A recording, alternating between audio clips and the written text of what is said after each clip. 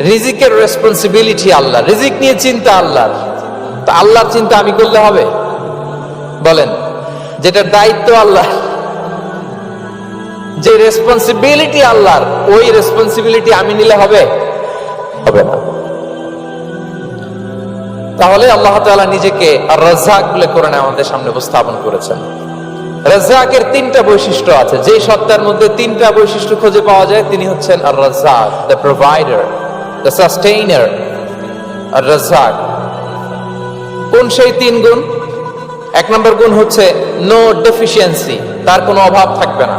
who continuously provides sustenance to his creatures, যে লাগাতার নিয়মিত প্রতিনিয়ত তার সৃষ্টিকে রিজিক দেন এবং গোটা বিশ্বকে রিজিক সরবরাহ করতে যে তার ধনভাণ্ডারের 1 ইঞ্চিও কমে না।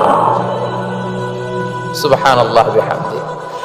এই যে সাইয়েদনা আদম আলাইহিস সালাম থেকে শুরু করে আপ আনটিল নাও গোটা বিশ্বের সবগুলো মানুষকে, জিন জাতিকে, পক্ষীকুল, সাগরের অতল গহ্বরে দ্য ব্লু ওয়েল, নীল তিমিগুলোকে, বিশাল মাছগুলোকে, এই সব কিছুকে যে আল্লাহ তাআলা রিজিক সরবরাহ করছেন, আল্লাহর যে ধনভাণ্ডার একটু কমে আসার কথা না এতদিনে?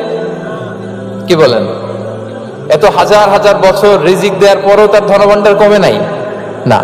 আল্লাহ বলে তোমাদের যার যা লাগবে, যার যা চাহিদা, যার যেটা দরকার সবও যদি দিয়ে দেয়, আমি আল্লাহর ধনভাণ্ডারের 1 ইঞ্চিও কমবে না। আর Razzak, যুল কুওয়াতিল মাতিন, the provider, the sustainer. তাহলে রাজ্জাক হতে হলে ওই সত্তার তিনটা গুণ লাগে। এক হচ্ছে নো ডেফিসিয়েন্সি, তার কোনো ঘাটতি থাকতে পারবে না।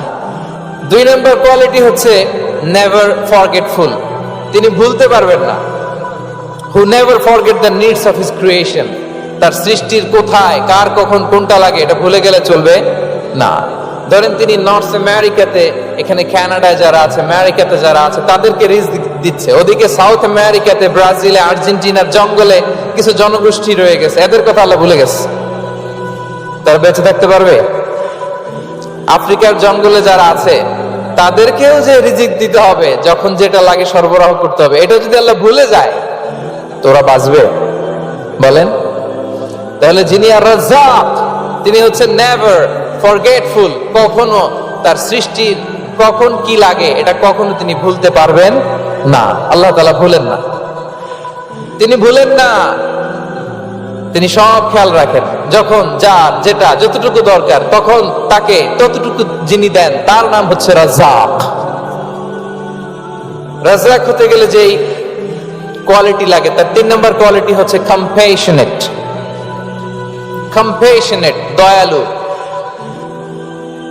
অনেক বেশি দয়ালু, এত বেশি দয়ালু যে তার বিরোধিতা করলেও তাকে রিজিক দেয়া থেকে তিনি বঞ্চিত করেন না।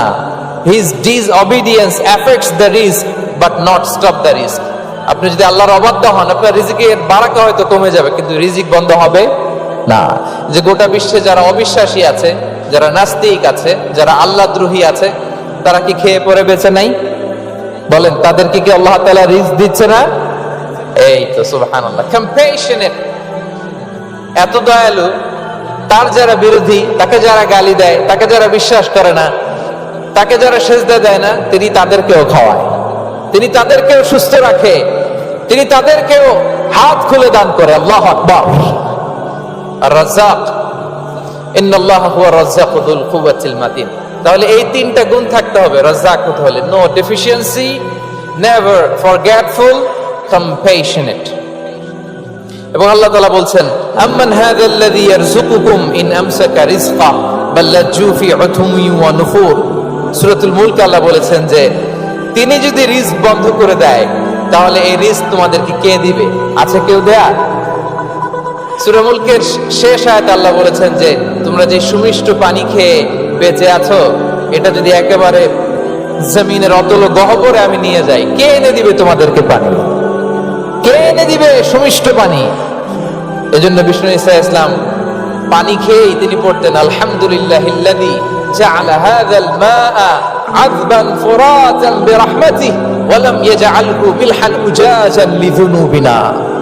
পানি খেয়েই তিনি বলতেন প্রশংসা আল্লাহ, যে আল্লাহ তার অসীম দয়ায় এই পানিকে সুমিষ্ট করেছেন। আমাদের পাপের কারণে এই পানিকে তিনি লবণাক্ত করে দেন নাই। সুবহানাল্লাহ। ইন্নাল্লাহা হুয়া রাজ্জাকু যুল কুওয়াতিল মাতিন। তিনি হচ্ছেন রাজ্জাক। এজন্য সম্মানিত ভাইরা, রিজিক নিয়ে আজকে থেকে টেনশন বন্ধ করে দিতে হবে। আমাদের কাজ হচ্ছে চেষ্টা করে যাওয়া, প্রাণান্তকর প্রচেষ্টা করা, আমাদের রোলটা আমরা প্লে করব, কিন্তু রিজিকের ফয়সালা করবে একজন, যিনি কে? ইন্নাল্লাহা হুয়া রাজ্জাকু যুল কুওয়াতিল মাতিন। এটা নিয়ে চিন্তিত হওয়ার কিছু নাই প্রিয় ভাই এবং বোনেরা। আমরা আমাদের মায়ের পেটে থাকতেই এটা ফিক্স হয়ে গিয়েছে। আমরা যখন মায়ের পেটে ছিলাম, ইন্না আহাদাকুম ইজমাউ খালকুহু ফি বাতনি উম্মিহি 40 ইয়াওমান সুম্মা ইয়াকুনু আলাকাতান মিসলা যালিক সুম্মা ইয়াকুনু মুদগাতান মিসলা যালিক। আমরা যখন মায়ের পেটে ছিলাম 40 দিনে আমরা নুতফা স্টেজে ছিলাম, 40 দিন আমরা আলাকা স্টেজে ছিলাম। আমার মায়ের জরায়ুর দেয়ালে আমি লেপ্টে ছিলাম।